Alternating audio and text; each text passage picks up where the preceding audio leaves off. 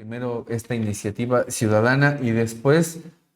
varias declaraciones de la presentación de esta iniciativa ciudadana que tiene que ver con la reforma político-electoral. Hemos titulado este tema Claudio X y extitulares del IFE y del INE se lanzan contra la democracia. ¿Y por qué decimos que se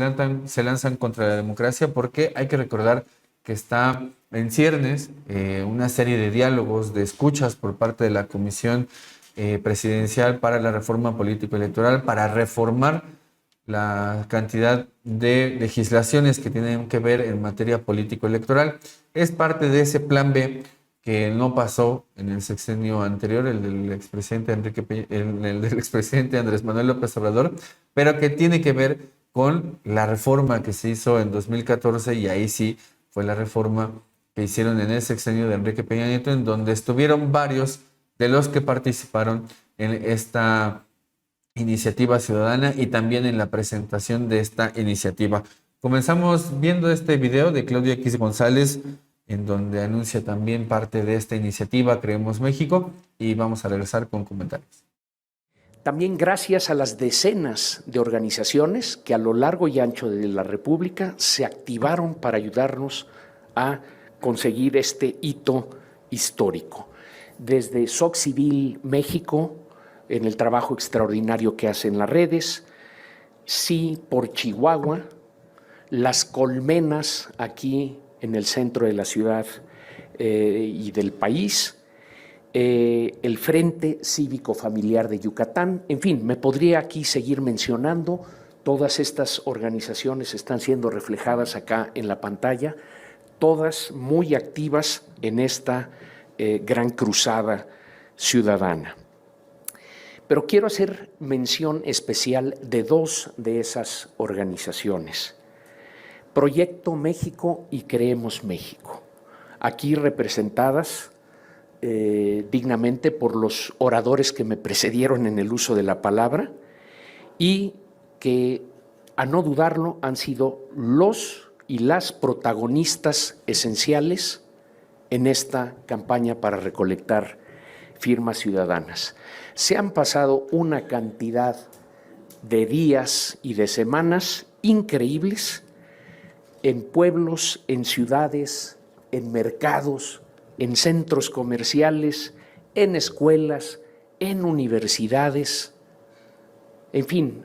han recorrido todo el país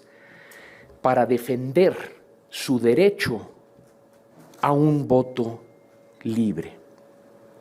En verdad, son ellos quienes han hecho posible esta gesta y estamos profundamente reconocidos, admirados y agradecidos con su trabajo. Y no nada más eso, profundamente esperanzados, porque si son las y los jóvenes los que defienden la democracia, quiere decir que la democracia va a ganar.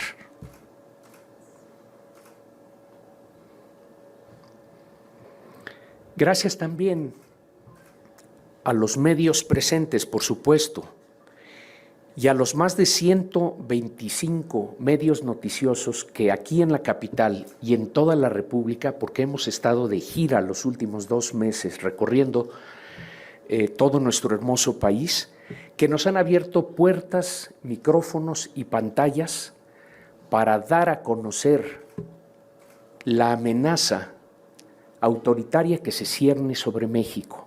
pero también para dar a conocer las acciones ciudadanas para enfrentar esa amenaza. Y sí, gracias también al INE, a quienes nos facilitaron esta app que ya describió mi compañero Memo, muy tortuosa en su operación. Perdimos literalmente cientos de miles de voluntades democráticas por la dificultad de operar esta aplicación. Pero vimos buena fe de ayudarnos a contabilizar y a validar las firmas que el día de hoy les presentamos. Gracias. و Bajo el nombre de Salvemos la Democracia, el grupo entregó 180.355 firmas, superando las 133.000 que exige la Ley de Participación Ciudadana. Y en esta propuesta que ellos traen, pues tienen 5 ejes: un árbitro justo, una cancha pareja, cero trampas, fuera delincuencia organizada y no al chapulineo ni a la sobrerepresentación. El nombre, desde mi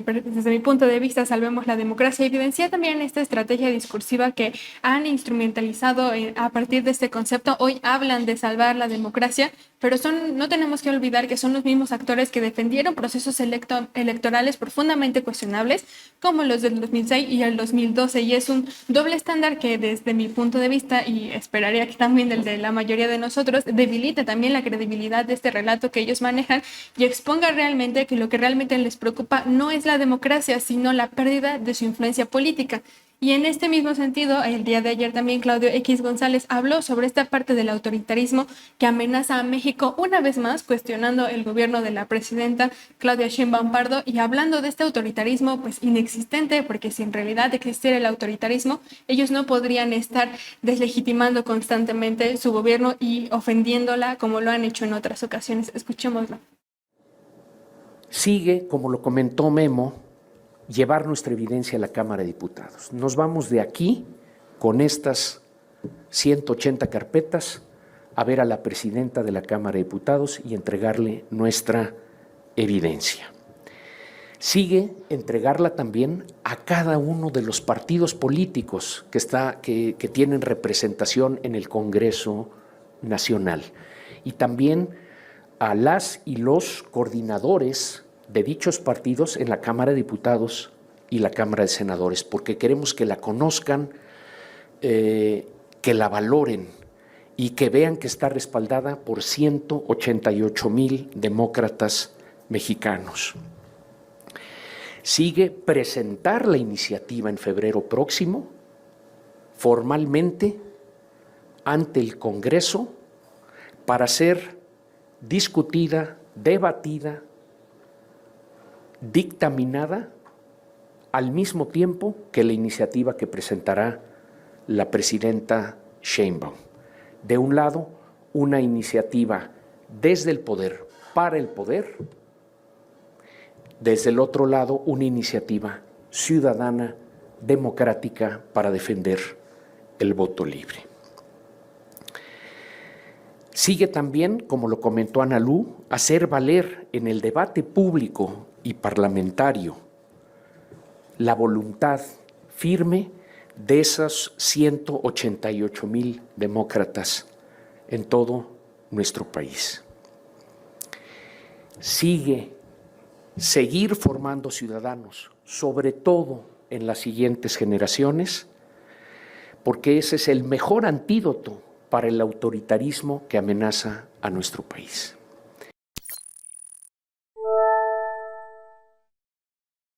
Pues escuchábamos este acto de robo epistemológico, es lo que está haciendo Claudio X González, y me explico por qué lo digo de esa manera. La forma en la que caracterizan el gobierno actual como autoritario no tiene absolutamente nada que ver con el concepto. El concepto de autoritarismo refiere a un estilo de gobierno que tiende, escuchen bien para que tengan también herramientas para analizar este tipo de discursos y sobre todo para analizar la realidad social. El autoritarismo tiende a concentrar, a centralizar la autoridad de un modo que no existe ni control, ni crítica, ni oposición o competencia. ¿Qué es lo que sucedió con el PRI? Precisamente ese tipo de control, de centralización de la autoridad, de modo que no existía tampoco control, tampoco permitían la crítica, tampoco permitían la oposición y tampoco permitían, desde un punto de vista de la democracia procedimental liberal, la competencia electoral. Era el partido único. Hasta la década del 2000, que es cuando se da no esa transición a la democracia, porque habría que incluso hacer ahí otro tipo de caracterizaciones, sino más bien ese cambio de partido o esa alternancia partidista que además fue hecha por un Ernesto Zedillo Ponce de León que pactó esa alternancia partidista con Estados Unidos. Ahí es cuando, a pesar de esa alternancia, y por eso decía, no es transición, es una alternancia de partido, esa forma autoritaria de gobernar continuó centralizando la autoridad en el Estado y particularmente en la figura del presidente, sino cómo entenderíamos esa manera de gobernar de Felipe Calderón, en donde además el mismo Claudio X González en algún momento pidió la represión de los maestros allá en Oaxaca. Bueno, tampoco permitía la oposición. Ahora resulta que este señor, con la cobertura disque ciudadana, pretende decir que lo que estamos viviendo es un modelo autoritario cuando 36, casi 36 millones de personas eligieron el gobierno actual. Desde luego que hay críticas al gobierno, pues sí, las debe de haber y esa es parte de una democracia sana. Sin embargo, caracterizar de autoritario adolece de cualquier mínima preparación política, adolece incluso de un uso conceptual mínimo, de conocimiento político incluso también. Ahora, hay una parte que es sumamente importante y vamos a ver ahora un video donde participa Edmundo Jacobo, ustedes lo deben recordar porque estuvo también en el INE. La iniciativa ciudadana trae una parte que es sumamente importante. Dice, las elecciones del 2024, lo estoy citando en México, se vieron empañadas por una serie de problemas que socavaron la integridad del proceso democrático. En otras ocasiones había dicho, bueno, habría que poner atención con ese tipo de palabras porque pues las hemos visto, porque también es un concepto que manejan desde cierta teoría política para analizar ahí sí la calidad de la democracia. Bueno, en 2024, en mayo del 2024, para ser exactos, el 15 de mayo, en el Wilson Center, un think tank en Estados Unidos que además, para quien le interese una investigación, el Wilson Center tiene dentro de sus integrantes a varios ex miembros de la política mexicana, lo hemos dicho acá en otras ocasiones, tiene un Instituto México en donde si ustedes lo investigan, van a encontrar distintos vasos comunicantes de la derecha mexicana, de la oposición mexicana, pero también de ex embajadores estadounidenses en México. Bueno, en 2024, en mayo, precisamente Edmundo Jacobo Molina publicó un texto que se llama Integridad Electoral México 2024. ¿Y qué es lo que dice? Respecto a este concepto, refiere en particular a los procedimientos y a la institucionalidad en torno de ellos, pero tiene que ver directamente con la calidad de la democracia y de la ciudadanía que la ejerce. Dicho esto, al menos en dos sentidos, respecto a la voluntad de la soberanía individual que concurre a construir la soberanía estatal y respeto a las reglas que hacen posible que lo anterior se repita elección tras elección de manera tal que siempre cabe la posibilidad de la reconstitución de las mayorías y que la diversidad tenga cabida en los espacios de representación y sea considerada en las políticas públicas y en su ejercicio. Bueno, precisamente eso es lo que impidieron en el fraude electoral de 1988, en el fraude electoral del 2006, en la compra masiva de votos en el 2012 y ahora vienen a decirnos que esa integridad electoral se rompió en 2024. Es, por eso decía, un robo epistemológico lo que están haciendo y es la construcción de una narrativa que nada tiene que ver con la realidad. Vamos a ver lo que dijo en estos días, el día de ayer, Edmundo Jacobo sobre este nuevo partido que quieren fundar y que precisamente da al traste con lo que están diciendo, porque lo que estamos viendo es una mayor competencia a la vez que se permite la existencia de otro tipo de partidos y entonces por eso mismo pues el concepto de autoritario no permite dar luz, no permite analizar lo que estamos viendo en la realidad, porque lo que estamos viviendo dentro de ese marco de la democracia liberal procedimental, pues es un marco de competencias partidistas. Vamos a ver qué es lo que dijo Edmundo Jacobo. Este momento tan importante para nosotros, al dar paso y rebasar el mínimo necesario de una de las condiciones para conformar una nueva fuerza política en el país. No vamos a parar en las 202, vamos por más. Tenemos ya programadas de aquí durante este mes de diciembre solamente 33 asambleas más, porque queremos llegar en febrero del próximo año cubriendo los requisitos y de manera sobrada, igual por lo que hace a las afiliaciones. Ahora, por lo que tiene que ver con la política de alianzas, a ver, Somos México es una fuerza de oposición con propuesta y por lo mismo no viene a dividir a la oposición, al contrario, viene a sumar y viene a plantear la necesidad de un amplio frente nacional. Hay que aprender de la experiencia del 24 para realmente hacer un frente nacional para frenar el deterioro del país y reconstruir el futuro democrático de nuestro país para resolver los grandes problemas nacionales. Y eso va a implicar un frente amplio nacional muy grande. No venimos a dividir. Ahorita entendemos que cada fuerza política está tratando de definir su propia identidad, pero creo que para el 27 y sobre todo para el 30 se va a requerir una política de alianzas muy grande, pero en torno a a causas muy claras y no una política pragmática de división de candidaturas y demás, sino una política de alianzas definiendo qué país queremos, escuchando las causas de la gente y en donde los partidos políticos se vuelvan plataforma de la ciudadanía para la reconstrucción, insisto, del país y el replanteamiento del futuro del mismo.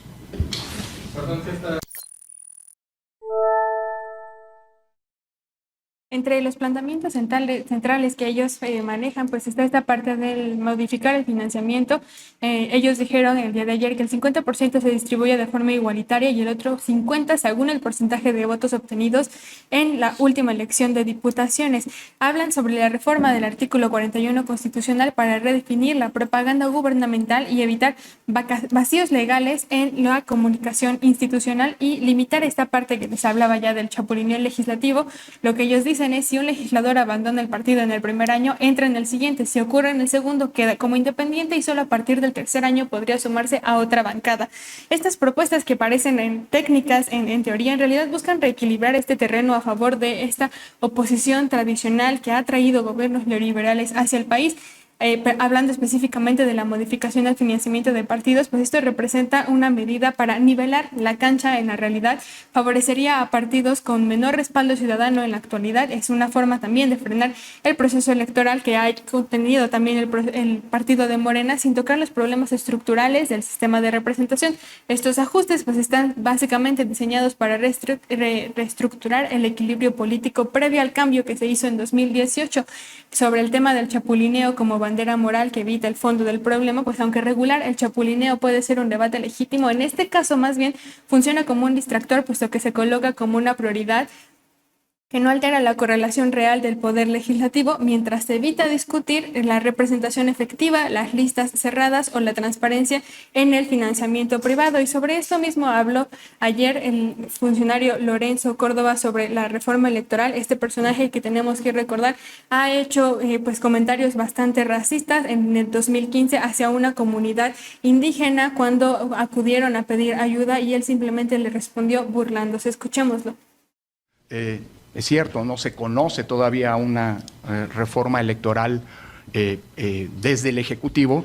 pero bueno, pues hay antecedentes muy claros sobre el que han recibido un pronunciamiento público de buena parte de la ciudadanía, incluidos quienes estamos en esta mesa, en su momento como autoridades electorales incluso, y después desde la trinchera de la academia y la trinchera ciudadana. Insisto, no hay una reforma electoral, así que, pero tampoco hay, digámoslo así, hablar de una futura reforma electoral tampoco implica especular. Repito, por los antecedentes, ahí está el plan A, ahí está el plan B, ahí está el plan C, que son propuestas desde el oficialismo que rompieron con la idea y la tradición de que las propuestas electorales surgieran de una amplia discusión pública y de un gran consenso entre las distintas fuerzas políticas, asumiendo que las reglas del juego deben ser reglas en las que todos los actores, quienes gobiernan, pero también quienes están en las oposiciones, se reconozcan como una condición inicial del juego, de un juego democrático, y además han planteado graves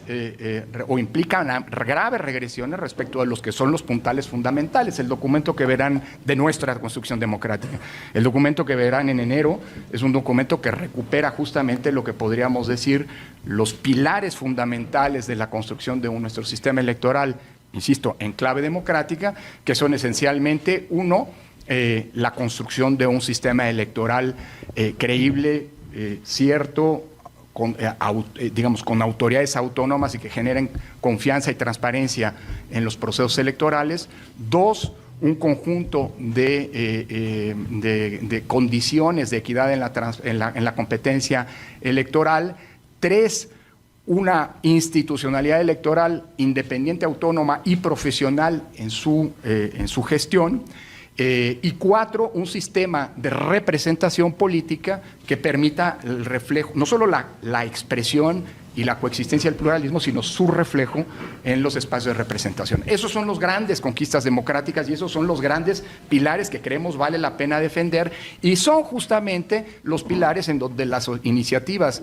que desde los gobiernos de Morena se han venido planteando unilateralmente, pues implican cargas en las que han colocado cargas de dinamita para volarlos. Es cierto, la presidenta Sheinbaum no ha presentado iniciativa, pero, y aquí la cito, ella misma ha dicho que la futura reforma electoral tiene que implicar 5 grandes temas. 1, abaratar el costo de las elecciones. Una pregunta que desde la ciudadanía uno se hace es, y que nos hacemos nosotros quienes integramos este documento, es para que estas elecciones sean como las del Poder Judicial, que sin duda costaron mucho menos, pero que son las elecciones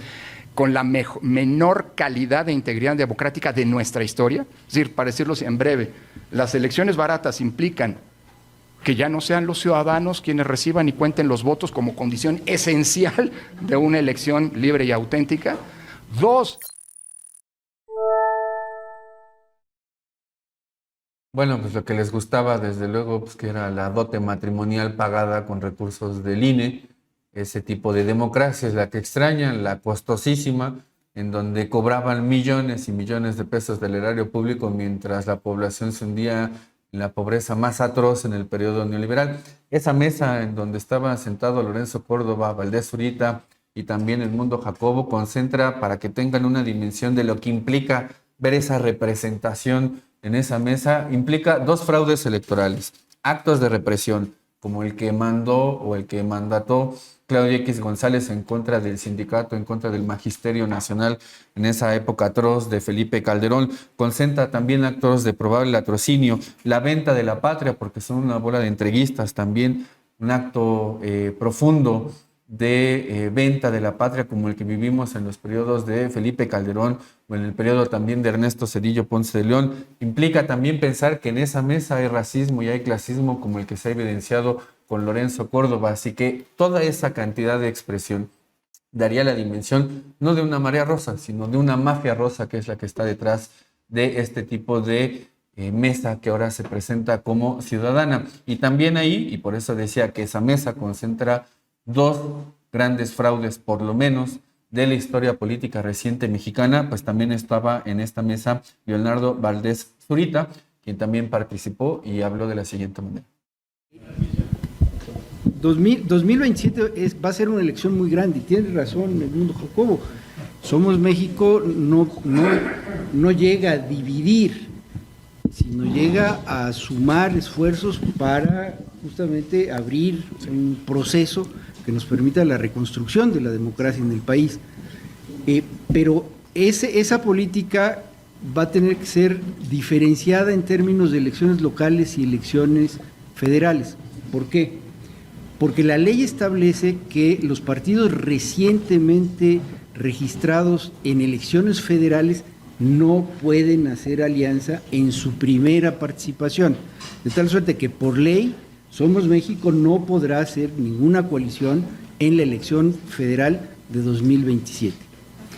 Pero en las elecciones locales, que va a haber 19 gubernaturas y elecciones de congresos y de alcaldías, ayuntamientos en 30, 31 estados de la República, por supuesto que estaremos en la mejor disposición de encontrar coincidencia con otras fuerzas políticas para avanzar en la construcción de ese frente nacional que se exprese en esas elecciones locales para la reconstrucción de nuestra democracia. Quería especificar esto para que no se sorprendan que en la elección federal pues tenemos prohibido participar en el 27. En algunas locales, no todas. En casi todas, me corrigen mis compañeros,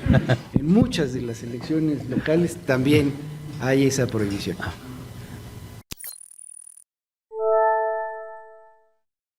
Cuando estos actores hablan de una iniciativa por la democracia, en realidad hay que entender que es una iniciativa que responde más bien a la pérdida de hegemonía que a una crisis electoral real. me parece importante aquí destacar que no hay ninguna evidencia de una crisis de integridad electoral en México. El sistema sigue siendo funcional, es competitivo, ahora tiene nuevos mecanismos de vigilancia ciudadana y pues ha dado buenos resultados. Incluso ellos hablaban de la reforma que se hizo al Poder Judicial, que fue una reforma que tuvo muchísimos menos costos y que fue muy importante que se hiciera, porque de esta forma ya no estaba esta selección de los magistrados y magistradas por dedazo. Lo que a mí me parece que sí existe es un reacomodo de este poder político y que la iniciativa más bien explica y reacciona a estos cambios que se están haciendo, que los están dejando olvidados y que, pues lo decíamos ya incluso en algunos días, son estas patadas de ahogado que ellos siguen intentando dar para volver a posicionarse en la agenda política. Hay una clara contradicción entre su discurso ciudadano y la agenda de poder que realmente maneja, porque aunque ellos quieren presentar este ejercicio como un ejercicio ciudadano, pues está impulsado por organizaciones históricamente vinculadas con Claudio X González, un actor político que ha operado en más de una ocasión como articulador de oposiciones apartidistas empresariales, que desde mi punto de vista es una persona sumamente corrupta, una persona antidemocrática, y que eso coloca para mí también la duda de la neutralidad de esta propuesta y revela pues que más que este esfuerzo ciudadano se trata de una pieza estratégica en donde ellos quieren tener esta disputa una vez más por el control y el árbitro electoral. O sea, son estos últimos intentos que siguen dando para condicionar el debate público, pero en realidad yo no creo que les esté funcionando, porque ellos, más que realmente mostrarse como unos funcionarios que sean democráticos, que busquen la democracia para el país, pues simplemente siguen buscando sus intereses personales. Así es, Fernanda, y pues bueno, la cuestión acá es que es como decías, este bloque de poder que perdió la hegemonía y que intenta recomponerse, reconfigurándose, pero dando cuenta de que pues en efecto había vínculos políticos bastante fuertes entre quien fue el director del Instituto Nacional Electoral como Lorenzo Córdoba y ni nada más ni nada menos que Claudio X González, que bueno, ahora terminan juntos trabajando por pues un partido político que lo que implica es pensar que pues en México vivimos una democracia todavía en ese marco legal de la democracia liberal procedimental, en donde se permite abiertamente la formación de partidos, la competencia electoral, lo que da el traste con ese tipo de caracterización de que tenemos un gobierno profundamente autoritario. Pues no, ¿cómo explican que tengan esta posibilidad de hacer asambleas, juntar firmas, hacer un partido político? O sea, bueno, lo mejor es que se pongan a trabajar, que conozcan la realidad del país y que le den propuestas políticas serias a la población de México, que ya está mucho más consciente de la realidad que vive, de los beneficios que perdió, de los derechos que perdió en el periodo neoliberal, en donde estaban todos estos personajes de esa mesa que concentra pues actos de corrupción, que representa también fraudes electorales y que representa sobre todo la venta de la patria, para que tengan un poquito más de decencia al momento de hablar sobre conceptos profundamente serios como el de democracia o como el de autoritarismo, ya no digamos el de Estado.